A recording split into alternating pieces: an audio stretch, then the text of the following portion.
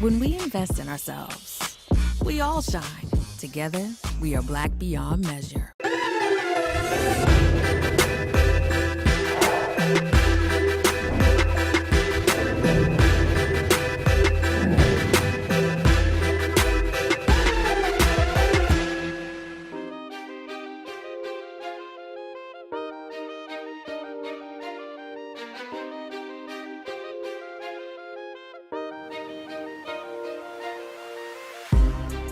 All right, Governor, we finally get to sit down again. Last time it was, it was on my show, but really when we face-to-face was on TV One. That's correct. We came to the set and got a chance to chat. So had to come to your stomping ground. So first of all, where are we? Are we on the campus of? This is the Wilder School of Government at Virginia Commonwealth University in Richmond, Virginia. Gotcha. So you run the whole school? No, the dean runs the school. I'm a distinguished professor at the school, and the school was named for me, and I'm honored for it. So it's good because we have students from everywhere, and particularly those who need to know a little bit about people of color, historically and otherwise. And I've been affiliated here for some 30 plus years, and I get so many nice letters from them later on after they've gone and achieved. And the numbers of students, it's amazing. I have whites and black and Asian and others, but they've gone on to such heights, many of them heading big companies, big corporation, board members, etc. And so this university was founded as an urban university. Mm-hmm. And it was founded to be in a position to recruit and to bring that degree of professorship and those kinds of things here. Unfortunately, some of that goes by the by. And my role here is to make certain that we don't go back. Mm-hmm. For instance, we've had 150% turnover in black faculty. Wow. In the last year or so. Wow. The dean has brought that to, and our dean is a black woman. Fantastic dean. Our school now is ranked in the low 30s in the nation mm-hmm. of government and public affairs. We're number one in the state, so I'm very pleased to be here. So clearly the student keeping you young. So I had a professor at Texas A&M, Douglas Starr, and Dr. Starr, I graduated and came back, and he was still teaching at 90. And he said, Roland, he said, if you get older, you gotta be around young people. They will keep you young. And you turn 91 in January. That's correct. And they will keep you young, and they demand to know. And it's so good, Roland. I get letters from people, and as I say, from all over, many of them. I got a letter yesterday, a lady said she volunteered in my campaign when I ran for governor, and how pleased she is with it. And I told her, yes. I said I had more volunteers, but I couldn't pay them. But it's a very good feeling, particularly now, and relating to you, and you and I go back 100 years too. But to see the progress you've made, and yet the unfortunate thing is, the problems are the same. Right. They have not changed. Right. The addressing of the problems needs to change. We need to, as we said, take our cudgel and cut away that morass of indifference that's out there to make certain that we demand of all citizens to participate in government. And those words of Lincoln have always stayed with me: government of, for, and by the people. And unfortunately, our government, at state as well as at local levels, has gotten away from the people. Right. And you and I need to make certain that that doesn't continue. See, I think part of that is, and I was having this conversation with someone the other day. On my show, I talked about connecting the dots. Yes. And I said, and they asked me, and they said, well, why are you so intense about this? I said, well, because my parents founded the Civic Club in our neighborhood. They never went to college, high school diplomas, but they understood the value of neighborhoods. And I said, so for me at 9 and 10 and 11, I testified before the city council. My mom was one of the 3 co-chairs of the countywide metropolitan organization, multi-faith group. So I remember being on the bus traveling to the state capitol for rallies. So I saw government from the perspective of the people, right, letting their voices be heard. And so what I'm constantly explaining to, you're an Omega, I'm an Alpha, I said, if the school board, the city council, county board, state legislature, if a group of black men in purple and gold are walking up, and a group in black and gold walking up, I said, and they don't know who's coming, I said, that's actually our fault. Correct. And I think that's where we are. We're not, all of this mass of organizations, we're not taking that and marshalling it and going to those places and saying, y'all gonna do this, or we gonna show up in mass and vote you out. Well, and to demand what is right and to criticize what is wrong and not be concerned with the consequences. Right. And luckily, I was raised in a home like that. I tell people now, I never had to go out of my home to find my heroes. Mm. They were there. My mother believed in the highest level of education. My father was the youngest in his family. And now we're celebrating Juneteenth. And when he would tell me, my father telling me about how his father was sold and his mother was separated and with 3 children, and my grandfather had to walk 35 miles each weekend to connect with his family. To come back and you get whipped for running away. It's so bad that the overseer said, look, I know you're not. I know you've not run away. I'm going to whip this saddle, and you just have to cry and act like I'm whipping you. Because wow. Now, this is what Juneteenth means to me. Right. It's right. real. And I don't need to march and celebrate. I need to concentrate and to consecrate the spirit of our people who were there with nothing. Right. And yet, my father and his brother went on to graduate from medical school, whose parents were slaves. And so don't tell me that you can't up from slavery. You can up from any of the degradations that have been visited upon us by mankind, because we are equal to the extent of birth. We were all born equal. We were born free. We were born free of mind and free of spirit. But we can't allow that now to be pimped.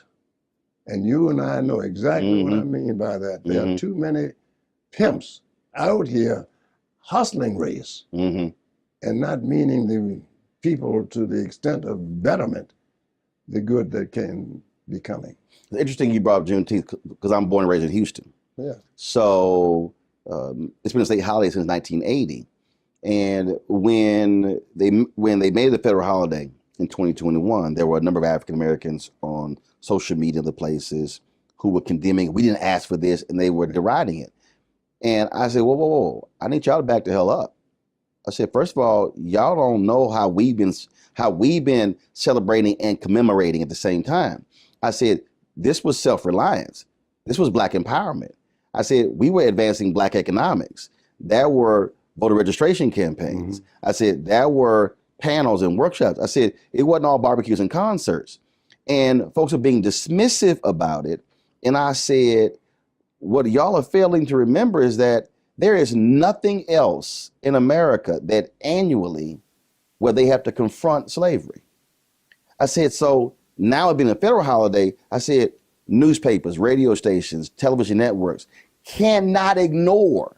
So you literally cannot talk about Juneteenth and not talk about slavery. No, you can't. And talk about not only what happened, but the after effects of it as well. I said, so use the opportunity to advance that agenda and now put it within the right framework and not just act like, oh, this is opportunity to sell mattresses.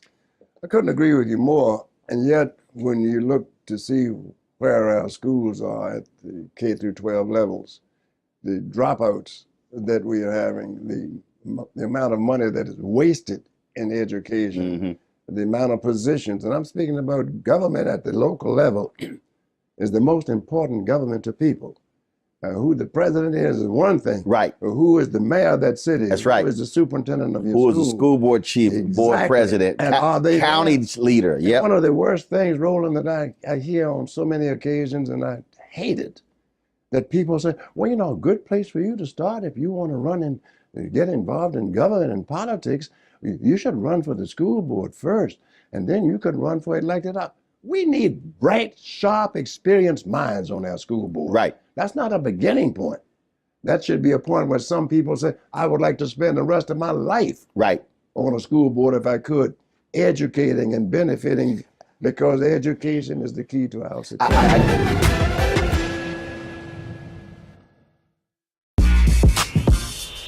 When we invest in ourselves, our glow, our vision, our vibe, we all shine. Together, we are Black beyond measure. When you talk about Blackness and what happens in Black culture, we're about covering these things that matter to us, speaking to our issues and concerns. This is a genuine people-powered movement. There's a lot of stuff that we're not getting. You get it, and you spread the word. We wish to plead our own cause. Too long have others spoken for us. We cannot tell our own story if we can't pay for it. This is about covering us. Invest in Black-owned media. Your dollars matter. We don't have to keep asking them to cover our stuff. So please support us in what we do, folks. We want to hit 2,000 people, $50 this month, raise $100,000. We're behind 100,000, so we want to hit that. Y'all money makes this possible. Checks and money orders go to P.O. Box 57196, Washington, D.C. 20037-0196. The Cash App is $RM Unfiltered. PayPal is R Martin Unfiltered. Venmo is RM Unfiltered. Zelle is Roland at RolandSMartin.com. Pull up a chair, take your seat. The Black Tape with me, Dr. Greg Carr, here on the Black Star Network. Every week, we'll take a deeper dive into the world we're living in. Join the conversation only on the Black Star Network.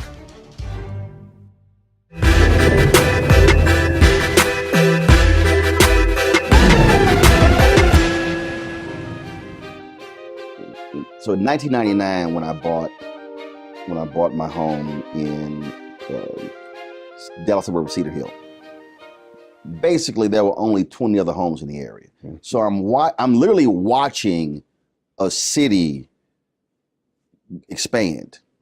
And so I was having a conversation with a couple writers at Black Enterprise, and I said, I really think y'all ought to do a piece on how, with $25,000, we could literally elect a majority of school board positions and control the budget. So we were having this conversation. They were like, "What do you mean?" I said, "Well, people talk about all the raises money for governor, for Congress, for U.S. Senator." I said, "But if you actually go back and look at how many people vote in school board elections," I said, "small numbers." Right. I said, if we sat here and said, okay, and this was like literally, this was 25, 30 years ago. I said, so look at these communities that are growing up around Atlanta. I said around these large urban cities where African Americans were moving out and buying homes in these areas. I said, well, guess what? Those are going to be school districts. They're going to have bond elections.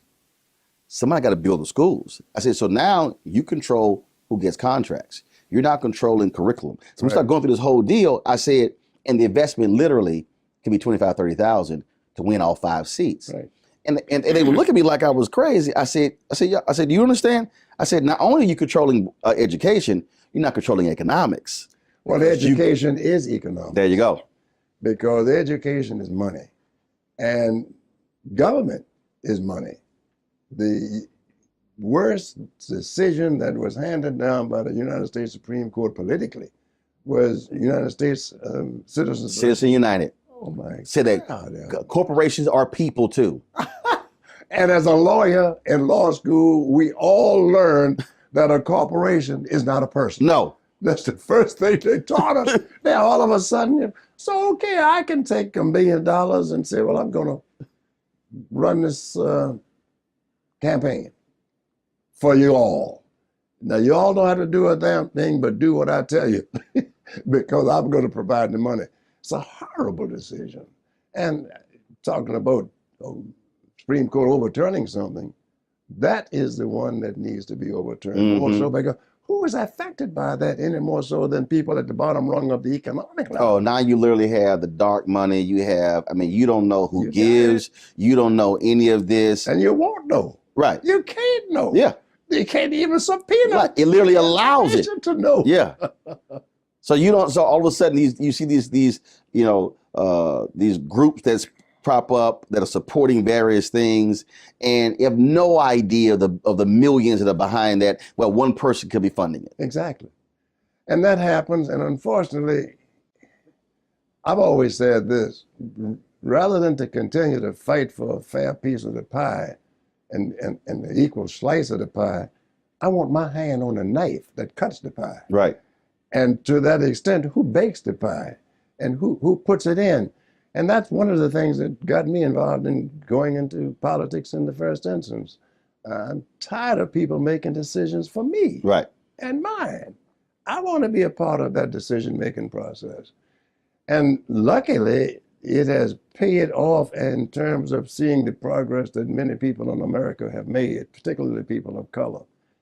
One thing bothers me now that we seem to be losing that. Right. By saying that we've got to be more concerned with other people than those people who were here. We built America. Sweat, and strain, and everything else on the backs of slaves. Slave labor. And not just in the southern states. People don't understand how the North benefited and profited from slavery. Oh, the insurance companies. I mean, we can go. The bank with banks. We can put together a whole line. Shipping lines. Right. We got it all. We need to teach the courses. The thing is interesting when you were just saying that in terms of what the focus should be, because I spent a lot of time. One, I love history. I spent a lot of time studying those black mayors from the late 60s and then going through the early 80s. Yeah. And studying, and I've said this numerous times, and the person who I consider to be one of the greatest political leaders, period, on any level, Maynard Jackson. Maynard's a good man, good friend, and he was dedicated. He understood what the real deal was. Dick Hatcher, and Carl Stokes did a tremendous job. And then you go Coleman Young in Detroit. Then you go and people deride Marion Barry. I said, folks, one of the smartest urban mayors that we've had in our country. A chemistry major at Fisk. Chemistry major, and I was a chemistry major. And my degree was in chemistry. His was in chemistry. And we used to talk about that quite frequently by saying, we're two frustrated chemists. We can't get our act together. Right. So we took it out on the people. But the thing that was always, again, was amazing is that what they understood, because the last 5 years of King's life, he kept talking, he was really like economics. They understood how politics can transform Black economics. It wasn't just politics and housing. No. They understood you can't, if you don't grow Black businesses, then you're not going to be able to grow Black communities. No. Because Black business is what? Money. And it gets back to what we were speaking about earlier. The economics of politics is money. And who controls that? Who determines that? And to the extent that even today, 2022, the issue is money. Every day that you're looking at on the news, what are they talking about? Money. Money. And they will never stop talking There's about only it. one department shares along with the White House. That's right. Treasury. Exactly. You better believe it. Money. And so it's very important for us to have input and to be aware, and it's likewise to demand what's right and to criticize what's wrong. And that's why it's so important for us to understand that putting all of our eggs in any single basket at any one given time is not beneficial to us. We've got to have the sophistication and the understanding that if you want my vote, Right. you don't tell me what you have done. Right. What are you going to do, and when are you going to do it, and how long must I wait? That was a great scene in the movie, in the TV show The West Wing, where there was a Latino leader, and he was captured sitting courtside with a possible candidate against the Martin Sheen character. And they called him up and they were like, what the hell is this? We did this. And he said, that was the last election. Right. Exactly. What you gonna do now? What are you gonna do? And see, and I think that the issue, like where a lot of people, where I went at a lot of different people, they thought that I was, man, you tearing down Obama. I said, no. I said, I'm not tearing down Obama. I said, he was the first Black president, but he was also the 44th. I said, many of us treated him and got locked in the first. We ignored the 44th. So therefore, we did not make demands on the 44th like we did the previous 43. I said, I don't care if you're a Black governor, Black mayor, Black school superintendent. I don't care who you are. Bottom line is here. There's a return on investment putting you in, not just happy you're there. And unfortunately, too much of that is going on today in terms of increased numbers. And that's something that Martin King said that I liked a great deal. Increased numbers in and of themselves don't mean too much, because in a column, each column ultimately with increased numbers will end up with zero. And so what is the carryover that we're interested in? He was a philosopher, but he was a smart man. See, that is so when you think about that, we talk about not putting eggs in one basket. The thing for me is, because I hear this a lot. Well, you got to give me this before I vote. And I keep reminding, well, first of all, somebody can't give you something if they're not in office. Right. I said, now, you can extract a demand. You can have them sign like the no tax pledge or whatever. You can do that. I said, but once they're in, you can't go away. You got to stay in the game to not make sure they do what they said they were going to do. And I think that's where, and I forget, after Obama's election, I remember Wanda Sykes, I was on her show, and she said, I did my part. I said, no, Wanda, that's the end of one process. This is the beginning of another. I said, you got to show up. So I said, you got to show up and say, remember when you campaigned at our church or our community center? We here. Right. I said, but if we don't show up, I said, and we go, well, they gonna do it. I said, 'cause trust me, everybody else showing up. Everyone else is bringing their agenda and they're pressing them. And I think too often that's what a lot of African Americans are not doing. We're not showing up after the election. Well, putting that pressure on. Well, let's get back to the thing that we've known for years in terms of certain votes are taken for granted. And people still do that. They take certain votes for granted. By that I mean, black people are traditionally Democratic today. There's nothing wrong with that. However, are you getting what you want for that investment Right. at that level? And so for people to say, I'm voting Republican, they shouldn't feel like they're misfits. They're voting principle if they feel that way. Right. If they're voting principle. Exactly. Right. If they're voting principle. And I've always believed in not reaching across the aisle, but I've always believed in reaching towards where the people are represented for the interests that I want represented too. When I was governor, people said that certain things are not going to happen, they couldn't happen, and well, what do you know about this, that, and the other? When I inherited the office of governorship, I thought we were in pretty good shape because we'd been told that. Right. Came to find out we were $2.2 billion in the hole. I was dead broke. Didn't have a dime. Everybody made to sit there and taint the skip when he was like, say dog, tell him I ain't got it. he said, I ain't got it. But tell you what, I knew what to do. I didn't raise taxes a dime for 4 years when I was a governor. And Virginia was voted the best managed state in the nation 2 years in succession. Not a single general tax increase. Mm-hmm. Established what I call the reserve fund, because I said the first monies that we're going to collect, we're going to put in a reserve fund so that Virginia will never go broke. Every governor since my election has gone into that reserve fund. I had no reserve fund to go to. I created it. You're absolutely right.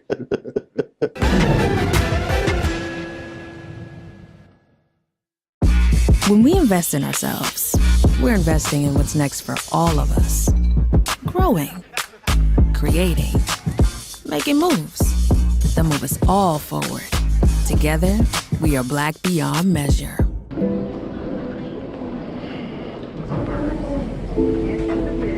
Over the window seats. These are the only bins that will accommodate larger rollerboards.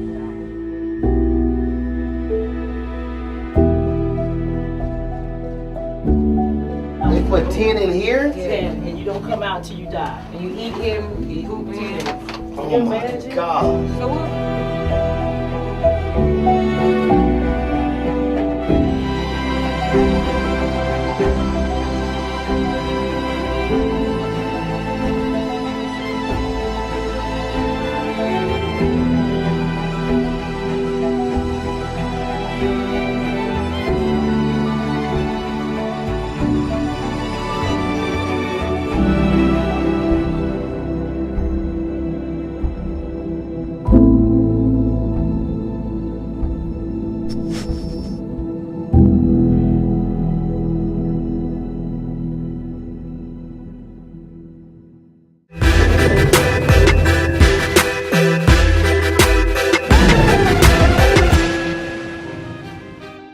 So before you became governor, you were lieutenant governor. Yes.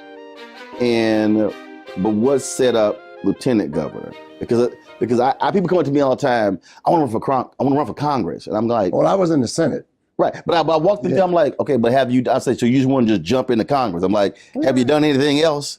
I ran for the Senate in 1969 because I was just upset with the fact that we didn't have a single black senator. Now, what were you doing at the time? Richmond. No. What were you doing at the time? Oh, I had a law practice. Got it. A great law practice. And I didn't want to run for politics, smiling and begging people to vote and asking for money and shaking hands. My arrogance was such that I practiced it in the courtroom so much. But I couldn't stay on the sideline. So there were no blacks in the state Senate? Virginia? Not a single black in the state Senate. There was only one black person in the House of Delegates, and that was Dr. Ferguson Reed. In a state with a whole bunch of black people. Right. So he was the first one. 2 years afterwards, Robinson and I joined Robinson in the Senate House, and I in the Senate. And so I stayed there, and I said, well, I'll tell you what I'm going to do. I'm going to run for lieutenant governor because I want to be governor. But I knew I had to run for lieutenant governor first. Right. People didn't know who I was. Virginia has the smallest number of black voters of any of the southern states. And so I had to go into each of these states and each of these counties and each of these cities and promote myself. And I didn't take a phalanx of people. I took 60 days and stayed straight on the road. I wouldn't stay in hotels. I would only stay in the homes of the people that I had met on the road. They said, that fool shouldn't be going out there, going down to Southwest Virginia with Tennessee and West Virginia and all those places, hang up and meet. Might not see him no more. I never had the first person in Virginia to refuse to shake my hand, to refuse to hear me, to offer me any offenses at all. But what was it? I mean, we're talking Virginia. Yes. What was it? It was me believing in them, and they believed in me. Now, you obviously came up against people who were like, I'm not trying to see no black man in power. How did you diffuse that? By going to the people. The leaders were saying that, but not the people. And this is why young people today need to know the people. Know your neighbor. Know the people that you are engaged with. Know the people that you want to represent. You want to represent them? Do you know them? Do you know what you hear from them? They can tell you far more of the needs than the leaders can. And once they are supporting you, nothing can defeat you. Once they show that I am with him, and I would hear the media coming out following me on this trip, and I knew I get all the media coming because they wanted to be there to record the incident. Right. When he got kicked out or locked out. I would hear people saying, yeah, well, no, and talk to the media. No, I know I've never had a chance to do that. I never voted for a black person before. Why? I never had a chance. And that's what I heard. That I never had a chance. So people didn't look upon me as black or Negro or colored. They looked upon me as different. And I liked that. Now, color was thrown into it, of course, but different to the extent that I chose to spend time with them, not the party bigwigs. After that, I encouraged a lot of young people to become involved, and many of them came into work into my campaign and working into my administration, that I'm so proud of seeing that. And I still today encourage young people to become involved in government. You don't necessarily have to run for office. That's right. But be in a position to demand what's right. It's like I tell folks, everybody don't have to be in the pulpit to be in ministry. No. And if you got a message, and as many people would say, I'd rather see your sermon than hear it. I mean, than see what you do. Right. Than hear you tell me what you do. Absolutely. So no, I've been very fortunate. So you talked about, again, being governor. So I got to talk about when you ran for president. So it's 1992. Right. I worked for the Austin American Statesman. Yes. And so I write a column about that. But what I remember is that our dear friend Reverend Jackson was not on board. He was critical. He was critical of you. He felt you were too conservative. Yeah. That wasn't the moment. And I wrote a column blasting him for that, because what I said was, I said, well, first of all, he got elected in Virginia. I said, so we can't somehow say that message won't resonate across the country when he won. And I really thought that move by Reverend Jackson hurt your campaign. It didn't help it. And the thing, though, was that what hurt my campaign more than anything else is that the people of Virginia didn't want me to run for president. See, the Virginia governor is one term, 4 years.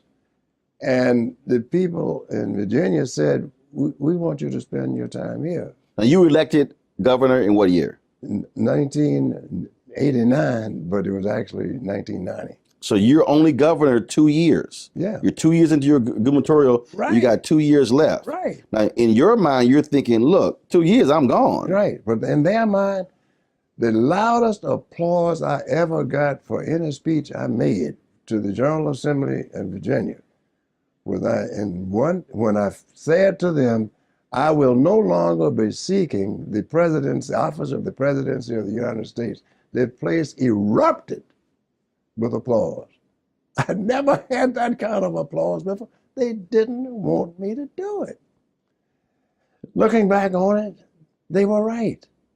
Because sure, I had set in pattern a lot of things to take place in Virginia, but I hadn't completed them. And your focus would have been off. Oh, it would have been off, because if I'm going to take the last 2 years and run for the presidency, was I making strides? Yes. Bill Clinton was glad I got out, and he's pretty much said so. Clinton offered me, when he finally made presidency, he said I had said I might even take a position as plenipotentiary ambassador to Africa, the continent, and pick the states and nations that I wanted to spend more time with. Mm-hmm. He said, fine, if you want to do it, you got it. They have benefited from my not having, the state has benefited from my not being running for governor, for president. I look back on it, but I learned a lot when I was running for the presidency. At that time, you know, you had limits as to how much you can contribute. Yeah, you had to accept. I mean, everyone's publicly financed campaigns. Oh yeah, and so Jesse and I are friends, and we understand each other. And as I said to Jesse on occasions, that he has done so much to bring about an awareness of what voter registration means and what people getting elected means. And I would say, Jesse runs for the offices, I run to get elected. he didn't think me like that, but we're good friends. And we've got but the reason I brought that up, because the reality is, and I spend a lot of time walking people through this, you have to look at, if you're black, where you are running. Oh yeah.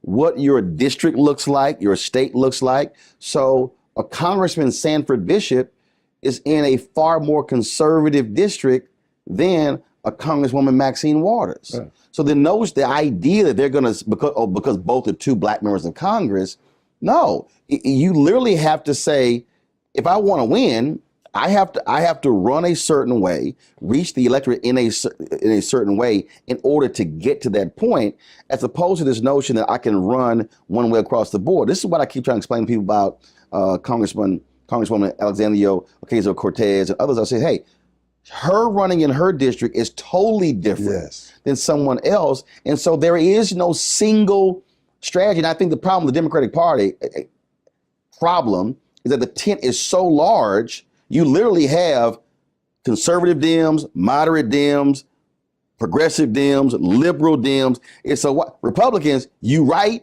hard right. When we invest in ourselves, we all shine. Together, we are black beyond measure. Hatred on the streets, a horrific scene, a white nationalist rally that descended into deadly violence. White people are losing their damn minds.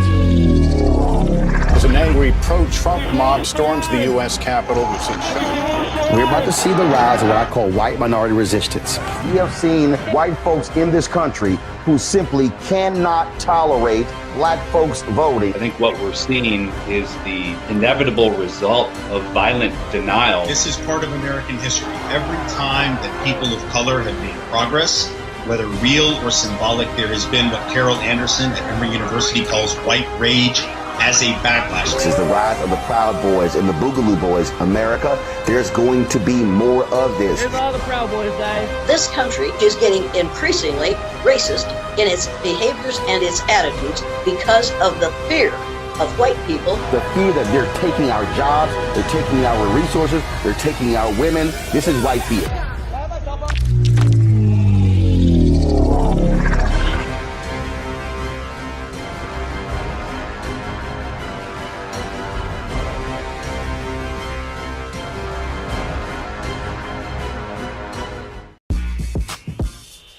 When we invest in ourselves, our glow, our vision, our vibe, we all shine. Together, we are Black beyond measure.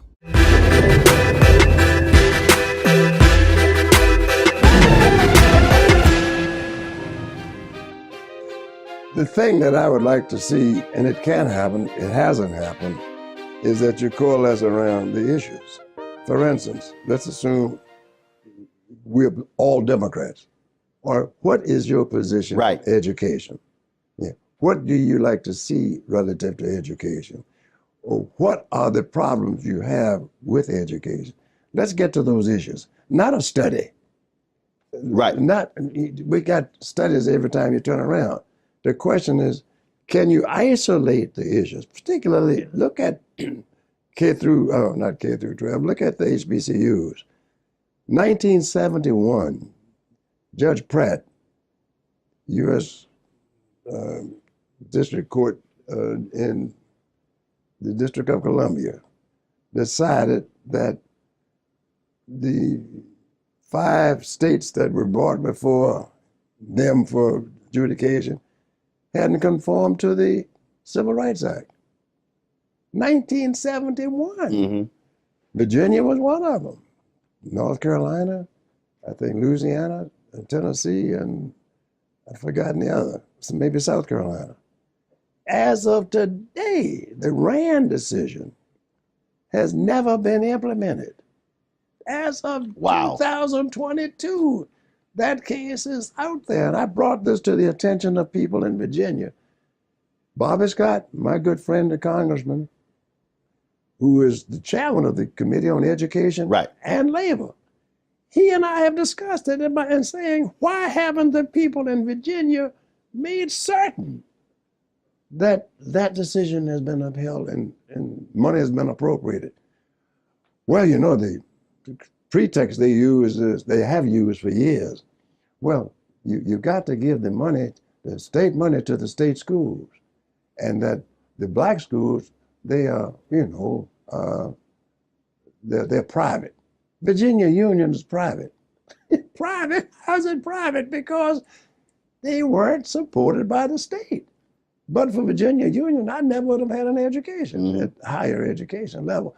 So the thing that I'm trying to bring to your attention is, and the people in your audience, there are laws on the books that have still not been followed and fulfilled. The Rand decision in 1971 is one of them, and that's why historical black colleges and universities have been shunted. And when people say, we can't give money because the Constitution of Virginia will not allow that to go to the private schools, that's not true. So much so that the Attorney General of Virginia this year issued an opinion saying it is not true. Now, where are the people who are supposedly And see, so I had Alvin Chambliss on the show. He was the one who led the Mississippi case. Won millions upon millions. The Maryland case just finally got settled that proved the $477 million. And I remember when I went down, they had some issues in North Carolina with HBCUs, and I went down for a rally, and I met with the black state legislators, and I looked at them and I said, why are y'all not looking at, first of all, why are y'all not talking to Chambliss and then talking to the lawyers who sued Maryland, and then say, wait a minute, why can't that happen in North Carolina? Now, the state schools in Maryland could not sue the state, but the folk externally did. And the school was like, y'all keep doing what y'all do. Now, it took 13 years. So I said to the state legislature, I said, what are y'all doing? They'd never heard of Alvin Chambliss. In the meeting, I was like, this is his number. But getting back, go ahead. But the point I was trying to explain to them is, you're sitting here talking about what we need. I said, utilize the existing case law. I said, and go after them. But you can't be afraid. You can't be, and you got to call a spade a spade. In Maryland, as you recall, the governor said he wasn't going to sign it. Right. After the Black Caucus drew a red line. He said 100 million is the highest I'll go. Yeah, he drew a red line, and they countered by saying, I tell you what, then nothing will pass. Right. We will boycott everything else. And that meant filibuster. Yes. That meant using every available tool to accomplish that. And those are the things that you need to do. So you're gonna get a kick out of this. So I got an award from the Minority Supply Development Council. Oh, good. So the Maryland Lieutenant Governor got one that night too. Mm-hmm. And I was before him. And I went up there and I said, now with all this firepower in the room, every single one of y'all should be giving Governor Larry Hogan's administration hell to sign that. I said to sign that damn agreement to give the money. Right. So I went on. So we came. So we go backstage, and so I'm in the green room. We're taking pictures and stuff. And then he gets his award. And he comes back and he goes, "Yeah, I heard your boss. You don't know what you're talking about." I said, "Who you talking to?" I said, "Don't know who talking about." So we started going back and forth. He was like, "I'll sit down with you." I said, "Pick a day when you want to come on the show." Okay. Pick a day. Man. He never came on. No, oh, hell no, he didn't come on. Because he couldn't. And hell no, he didn't come on. Hogan saw the handwriting and he ultimately said, "Oh no, I'll sign it." But this I was talking to the Black Caucus too. And I actually spoke to them 3 different times as a they group. supported it. And no, he did. But I was literally telling them, I said, shut it down. Because they kept talking about we're the largest Black caucus out of any in the country. I said, y'all control the state. Well, tell your Democrats ain't nothing moving. You need to speak to the Black Caucus of Virginia. I'll be more than happy. Look, I've spoken to the Black caucuses all around.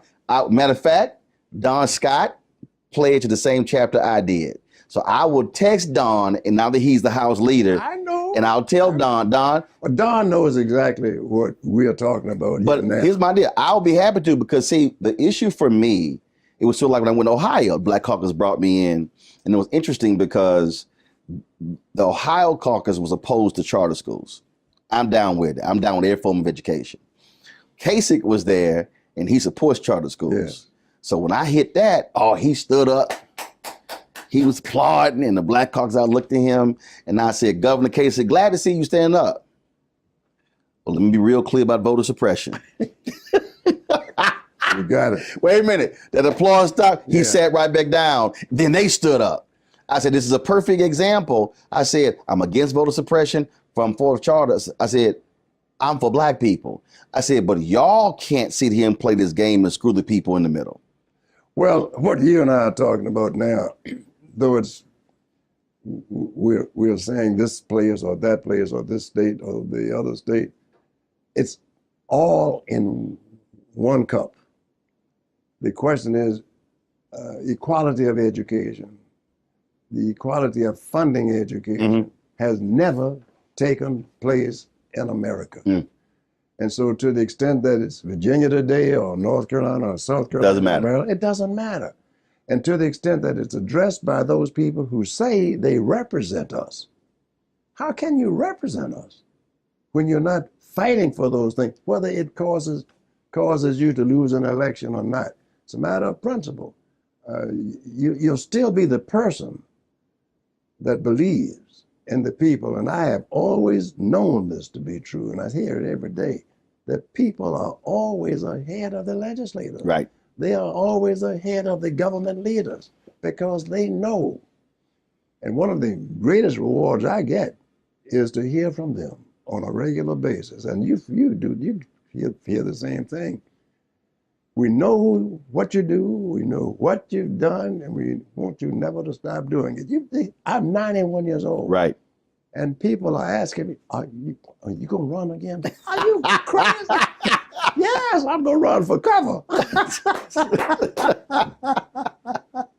So you've always gotten, it's interesting, you've always gotten, well, I want to use the phrase, you always gotten in trouble with your party. But your party has not liked the level of honesty. You were very vocal with what happened to Lieutenant Governor Justin Fairfax. Yes. You were very vocal about Terry McAuliffe totally ignoring all the black leaders, all the black leadership. We saw what happened there. When you look at what's happening, I remember I was traveling I was at the LA airport, and you called. It was like 6 o'clock in the morning, LA time, and you called me. I was like, man, what time are you up in Virginia? I said, I'm catching a 6 a.m. flight in LA. You did. And we were talking about, in terms of where this party is. If you were sitting, if Biden called you to the White House, or he came through here, and if he said, Governor, what should I be doing? What do I need to know? What would you tell him? First of all, to understand what the mission of the office is, and that is to be representative of the people. And to the extent, you don't need studies, you don't need consultants, you need to know what the issues are that are affecting the American people. Education will always be at the top of any of the issues that you confront, because that's ahead of everything else. Crime impacts education, particularly of young people. Housing affects education as it relates to poor people. Health affects education. So to the extent that those things are brought together to make education still the principal thing that makes our nation great or greater, concentrate on that. And to the extent that your advisors and the people who are there don't understand that, then that's your job. And you got to communicate that. I haven't heard it. See, right? See that key word, communicate. We hear whether you're the president, your governor, whatever, that you have the bully pulpit. Right. The reality is, if you are the mayor of a city, right, you can command local media, frankly, at any time. Yes. If you're the governor, you can command the media of the state. If you're the president. Yes. What boggles my mind is he gives a primetime address about guns, and I haven't heard Jack since. Right. Nothing. And my thinking is going, all right, where's the rally in the state somewhere on the issue? Where is it? How are you constantly keeping it top of mind? Are you aware of the numbers of dropouts? Are you aware of the numbers of people that have been affected because of COVID relative to education? I'm not talking about who's wearing a mask and who's not wearing a mask. What is the quality of education? Who's going to these dropouts? Are you aware of the effect of crime as it relates to education? Are you familiar with community policing? When the police are in the community on a regular basis, and the people don't look upon them as enemies, but look upon them as partners in terms of bringing about a better community. Education will always be the bottom line, and it's not going to change. You can't get a job. Should the party be? I think about the word just popped in my head. It's just be more radical. Now, when I say be more radical, be more radical. What I'm really talking about is your opposition is playing by no rules.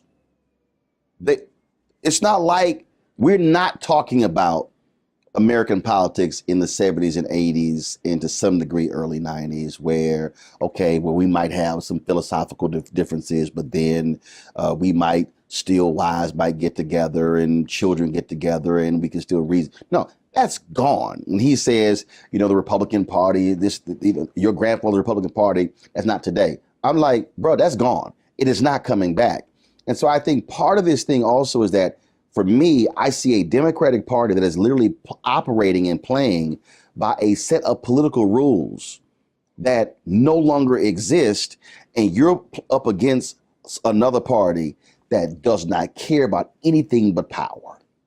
So your question is, should it be more radical? In terms of understanding that what you're facing is a threat that you really haven't seen before, and they will do whatever to maintain power. And you have to counter that somehow. I would counter it with the reality of saying, if it's not working, you get rid of it. If what Democrats are doing is not working, you don't do it. You do what's necessary. Radical.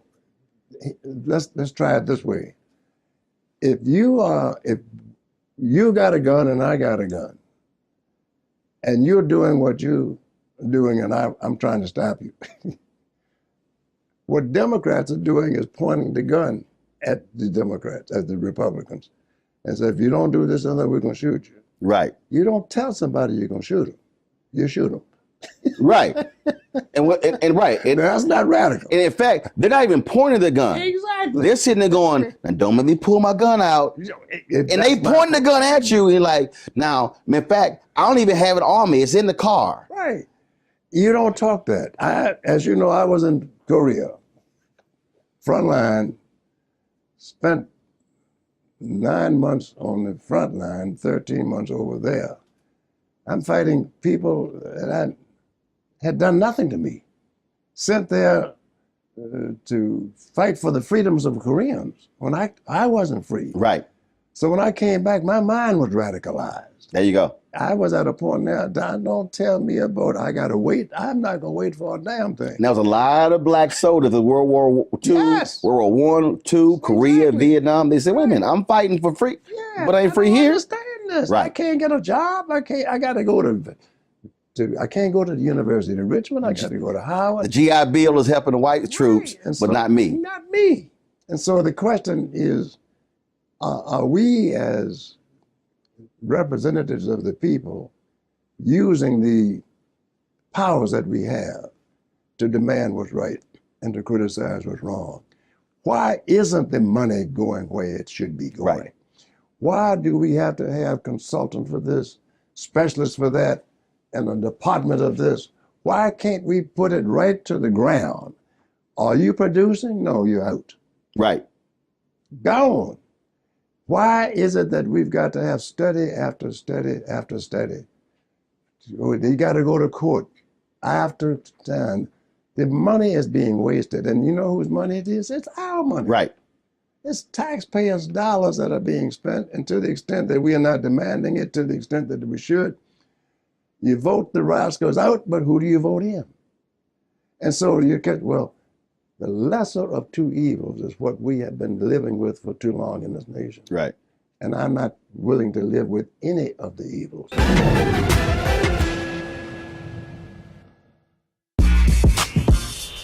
When we invest in ourselves, our glow, our vision, our vibe, we all shine.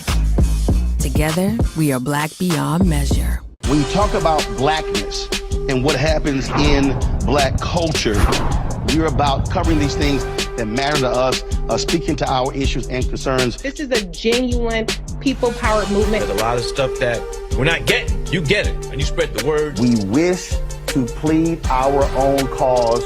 Too long have others spoken for us. We cannot tell our own story if we can't pay for it. This is about covering us. Invest in black-owned media. Your dollars matter. We don't have to keep asking them to cover our stuff. So please support us in what we do, folks. We want to hit 2,000 people, $50 this month, raise $100,000. We're behind 100,000, so we want to hit that. Y'all money makes this possible. Checks and money orders go to P.O. Box 57196, Washington, D.C. 20037-0196. The Cash App is $RM Unfiltered. PayPal is R Martin Unfiltered. Venmo is RM Unfiltered. Zelle is Roland at RolandSMartin.com. When we invest in ourselves, we all shine. Together, we are black beyond measure.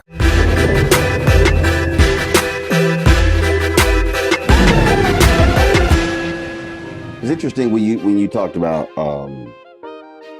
when you're talking about how do you move people, frankly, out of the way. And I've had folks to tell me, well, I'm not going to vote. And I go, okay, so Have you made an attempt to even find out who's running? No, but I don't know who they are. I said, okay, all right. So I'm just trying to understand here. I said, if you want change, how are you going to get change if you then are not trying to find the folk who actually want to run? Right. I said, you simply cannot get change by saying, I'm going to be completely out of this and I don't care who. I said, no, you literally have to be engaged at some level. And so when you mention the issues, I keep going back to my parents in the Civic Club. They literally started by saying, you know what, we really need to do neighborhood cleanup. And so, okay, which city department does heavy trash pickup? And then the next month they did that. And then they say, you know what, we got these crack houses that are abandoned and overgrown lots. Who cuts the grass? And then how long will it take to get the house petition to get it torn down? And okay, how long is that process? And it was interesting just watching that. And that wasn't party. That was literally, we want trash picked up, we want houses torn down, we want grass cut. But they then went and found out, okay, what agency, who is it? Oh, we need some stepped up police patrols. Okay, who the commander for our neighborhood? But they were regular ordinary people who were engaged and achieved the community changing because they actually focused on the issues and not the people, right? Of the people. Well, the problem you have there, let's get real. One, I shouldn't have said that. We got a mayor here in the city of Richmond just spent $500,000 to have the city come up with a new logo, Richmond Real. $500,000 spent for that. Oh, you think I'm crazy? All right. Richmond Real? You had to spend money to do that? Okay, so now you got it. What does that do to address the issues that you speak of? Oh, well, so a few months ago you were tearing down the statues, so the statues are gone. What's in place? You still have dropouts. You still have crime through 3 police chiefs in the city of Richmond in 1 week. Dang. Yes. So there's failure at the leadership post. And so the people, they're looking around by saying, well, my God, if these guys are messing it up that badly, I'll just as well run. No, you need to steady. You need to make certain you get your hands on a nickel or a dime and make that $1 or $2 to understand that you can build for your future by demanding what's right, criticizing what's wrong, but do the basics first. Make certain that you have a place to live and a place to sleep. Demand it. The trash thing that you speak of, who is in charge of that? Right.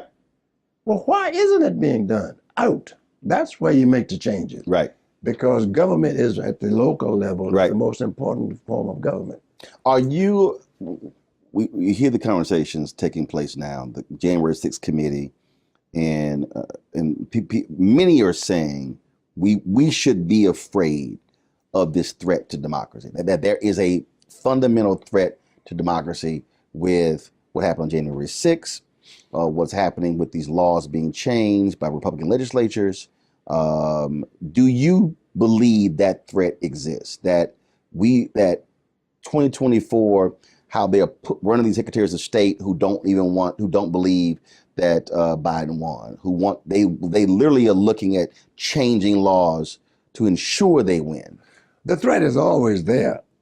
The question is, has it grown exponentially to the extent that we should be alarmed or concerned? But there again, you get back to local government. Who are you having to represent you at these levels? The federal government can oversee and look over the protections that you're speaking of, but there's no federal militia that's going to be out there. We're speaking about gun control. If you did that, what are you going to get? I put in as governor of Virginia with the one gun a month bill. They said I couldn't get it done, and I got it done. And I know it cut down on the proliferation of drugs. And I knew that cutting down on the proliferation of drugs cuts down on the proliferation of guns and crime. Mm-hmm. There is concern, and there should be concern, there should be great concern as to the status of government, where we are today. But it's not going to be resolved by single issues. It's got to be more collective. More people need to be sitting down, like you and I now. People need to be sitting down with their elected officials, not just on election days. Oh, we got to get excited now because we got turnovers and it could happen. If the Senate or the House of and the Congress turns over, it's not going to make too much difference to a lot of people unless we address these issues. Right. I've always spent time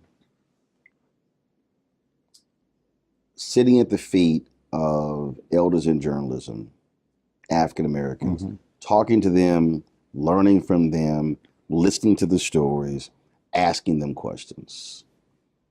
Are today's Black politicians doing that with you? Do they call? Do they visit? Do they come by? Some of them do, yes.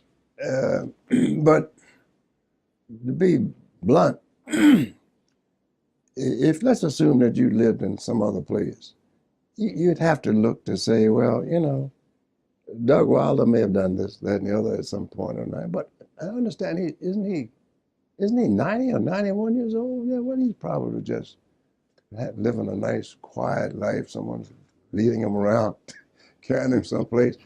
And they're very deferential. But to the extent, do they want to know a little bit about what my experiences have been? To a degree, groups do, as you know, and individuals, to the extent that they feel they can approach, do. But it's not what I would do if I were really interested in moving ahead, because I've always wanted to know a little bit more about what has happened before. You speak about Black journalism. As you know, that is what caused so many people to be brought together. The Pittsburgh Courier, the Chicago Defender, the Norfolk Journal and Guide. These are the newspapers. That's all we had. Right. And Ebony finally came on board, and Earl Grey is with this Black Enterprise. They came on. Much of that is gone, to the extent that there is no jet, there is no place where people can go. Right.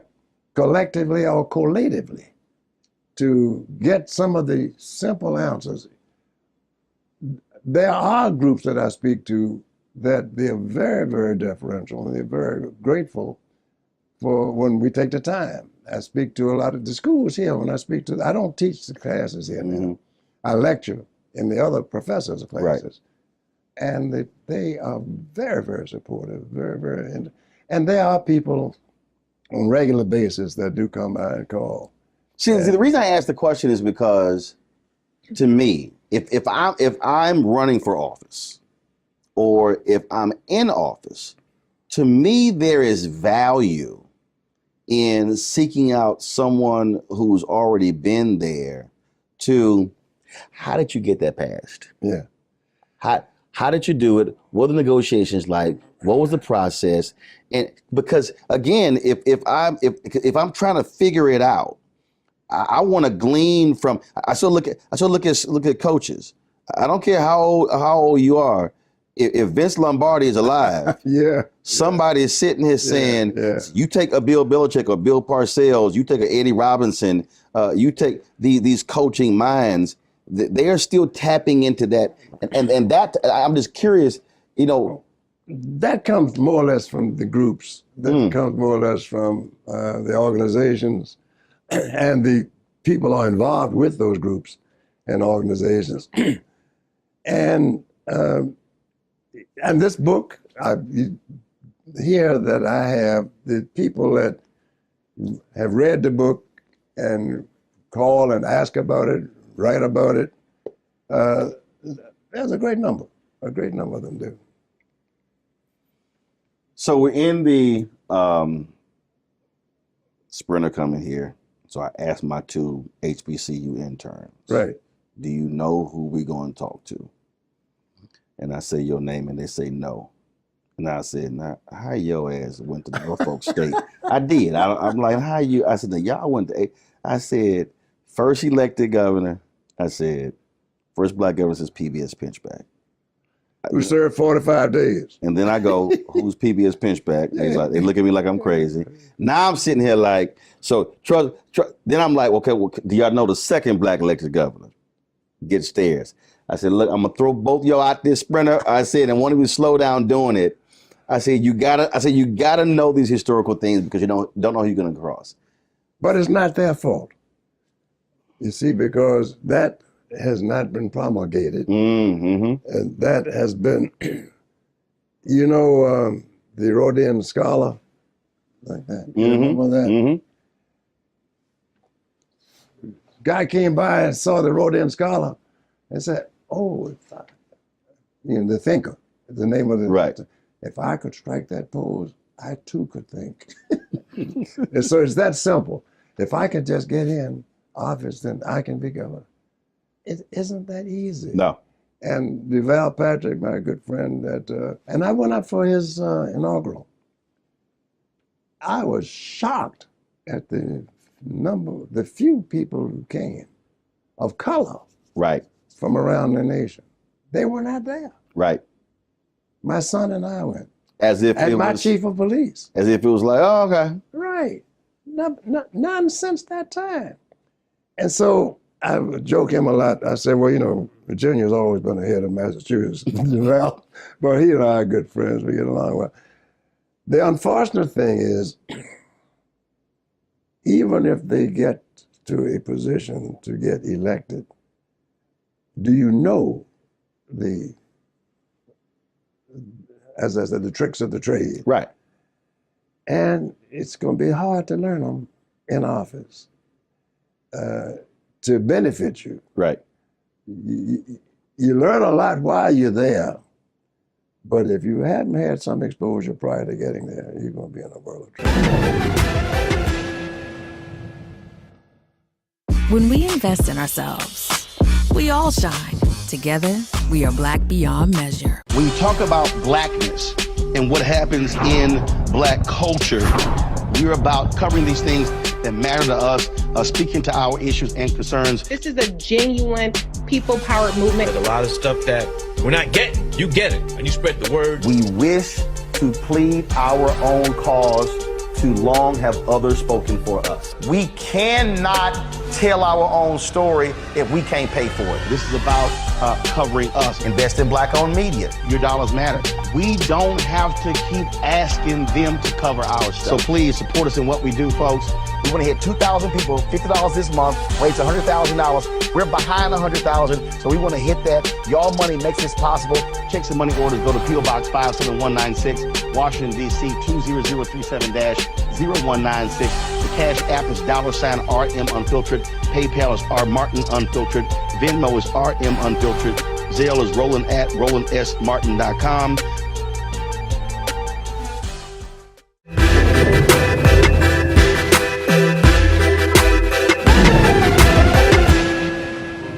Smartest politician you have ever learned from?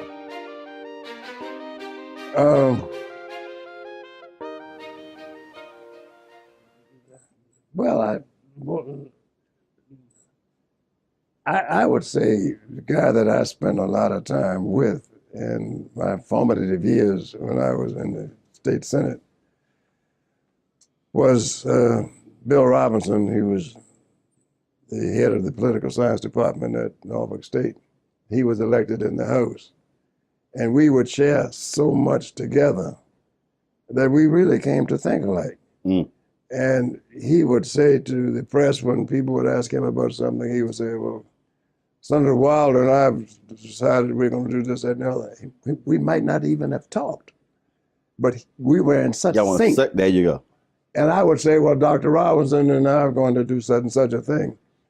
And so I think Bill Robinson, who was brilliant, he headed the political science department at Norfolk State, died shortly, early in his career, but I would rank him at the top.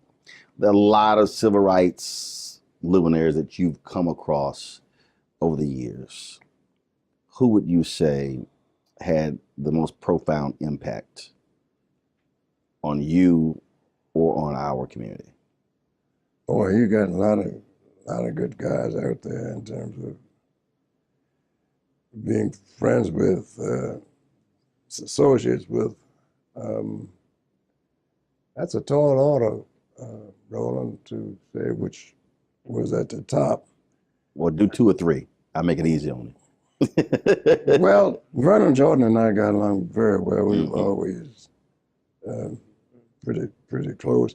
I used to get along well with Dick Hatcher. I liked him a lot over Gary, Indiana. He never got a lot of coverage like I think he should have had. And I would say Marion Barry and I did a lot of collaborating and talking on things. Barry was smart as he could be, and he had his difficulties as many of us do. There was a guy, Richard Newhouse, in Chicago. He formed the Black State Legislative Group. I never heard a word from him in years. He's passed now, but to the extent that he would put that up. But there was a favorite of mine from Virginia State University. His name was Calvin Miller. And I would put him at the top, very, very top. He was head of the political science department at Virginia State. He then became the Dean of Humanities. And he invited me over to teach a course in constitutional law when I was in the state Senate. And I'd go over from here to there, Petersburg, 30 miles. But afterwards, I would spend time at his home with his family, and we would have dinner. And he was perhaps the most influential of my contemporaries that I've known. 2 questions left. You earlier said that without Virginia Union, there's no you.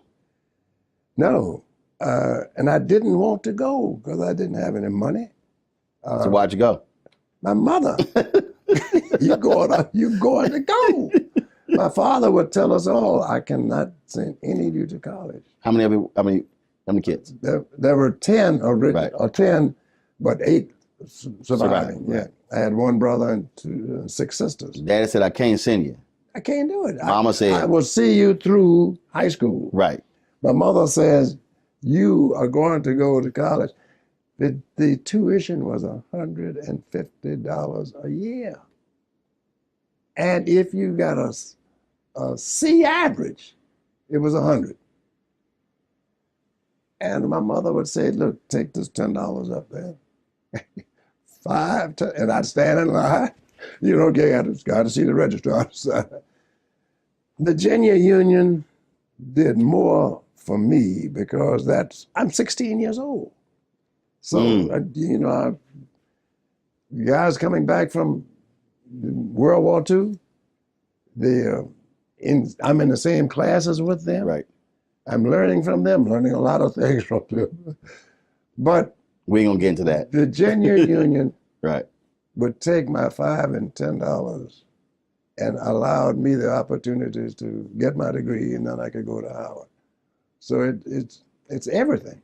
And I have my collection over there now, my personal collection. And so when people don't see the value of our HBCUs, it just cuts me like a knife. 50, 100, 150 years from now, someone's going to be in the library, or they're going to be on Kindle. They're going to see this book. They're going to see your name come across. Just like me, you've seen PBS Pinchback. What would you want someone 100 years from now to know about Douglas Wilder? Very simply, he did the best he could with what he had and never stopped believing that he could arrive to the high possibility of the individual. And that he made a mistake pledging Omega.